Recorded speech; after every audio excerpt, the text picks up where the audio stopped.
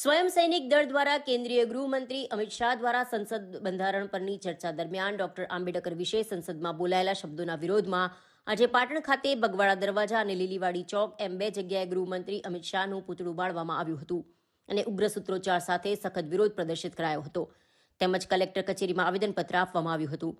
કાર્યક્રમમાં બાળકો, મહિલાઓ અને પુરુષો હાથમાં વાદળી ઝંડા અને વિવિધ લખાણ લખેલા પ્લે કાર્ડ ધારણ કરી વિરોધ પ્રદર્શનમાં જોડાયા હતા। સ્વયં સૈનિક દળ દ્વારા ભારતના રાષ્ટ્રપતિને સંબોધીને લખેલા આવેદનપત્રમાં જણાવ્યું કે 17/12/2024ના રોજ રાજ્યસભાના સત્ર દરમિયાન દેશના ગૃહમંત્રી અમિત શાહ દ્વારા વક્તવ્યમાં ડોક્ટર બાબા સાહેબ ભીમરાવ આંબેડકરનું અપમાન કરવામાં આવ્યું છે। જો આટલું નામ ભગવાનનું લીધું હોત તો 7 જન્મો સુધી સ્વર્ગ મળત।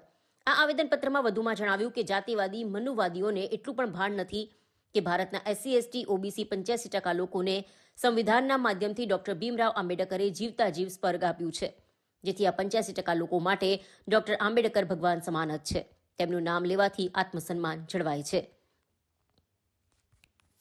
નિર્માણના 75મા વર્ષ પર રાજ્યસભામાં ચર્ચા દરમિયાન ગૃહમંત્રી અમિત શાહ દ્વારા ડોક્ટર BR આંબેડકર વિશે બોલાયેલ નિવેદનને બાબા સાહેબ આંબેડકરનું અપમાન લેખાવીને કોંગ્રેસ સહિતના વિરોધ પક્ષો દ્વારા આ નિવેદનને વખોડી તેનો વિરોધ કરવામાં આવી રહ્યો છે। ત્યારે પાટણમાં પણ આજે દલિત સમાજના વિવિધ કાર્યકરો દ્વારા ગૃહમંત્રીના નિવેદનને વખોડી કાઢવામાં આવ્યું હતું। अन्य जगह अपन मंदिरों में जिए तो लात पड़े છે તો સામાન્ય भी मंदिरों भगवान मानिए तो ए देशना तड़ीपार जे आ तड़ीपार છે વ્યક્તિ એના સંસદપતિ એના રાજીનામું આપવા બરતરફ કરા અને 2 દિવસ પહેલા જે સંસદ સભ્ય જે ભાજપના સંસદ સભ્ય જે મંદિરમાં ગયા તો એમને બહાર કાઢી મૂકવામાં આવ્યા મંદિરમાંથી તો એક સામાન્ય પબ્લિક ની શું વાત રહી તો જે તડીપાર વ્યક્તિ છે જે જાતિવાદી ખુદ માનસિકતા ધરાવે છે જે મનુસ્મૃતિ દેશદ્રોહી શાસન ચલાવે છે એ લોકોના સંસદમાં રાજીનામું આપવા અને અમને પૂરતો ન્યાય મળે નકર અમે એટ્રોસિટી ધારણ કરીશું। એટ્રોસિટી ધારણ નહીં થાય તો અમે દેશના 85% મૂળ નિવાસી લોકો રસ્તા પર ઉતરી અને સખત વિરોધ કરીશું। જય ભીમ, નવ બુદ્ધા।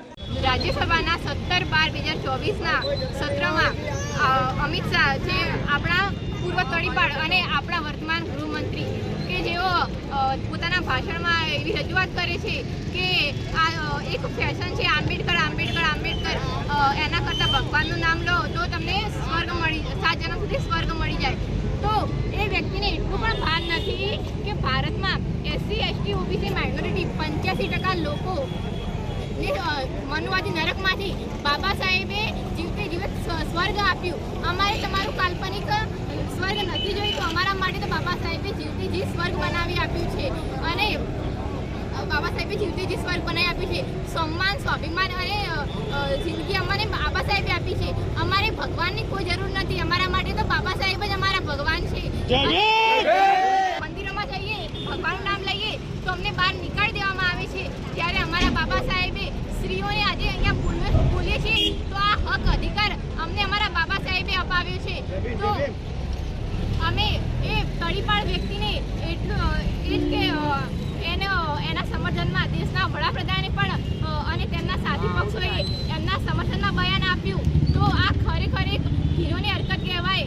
એના બદલામાં એ વ્યક્તિને તડીપાર વ્યક્તિને જેલની સજા કરવામાં આવે અને તેને તેના પદ પરથી નિલંબિત કરવામાં આવે અને જો આવું નહીં થાય તો અમે સમગ્ર મૂળ નિવાસી સમાજ રોડ પર ઉતરી આવીશું અને પોતાનો હક અને ન્યાય અમે જાતે મેળવીને લઈશું। જય ભીમ। આપનું નામ? મારું નામ રીતુ।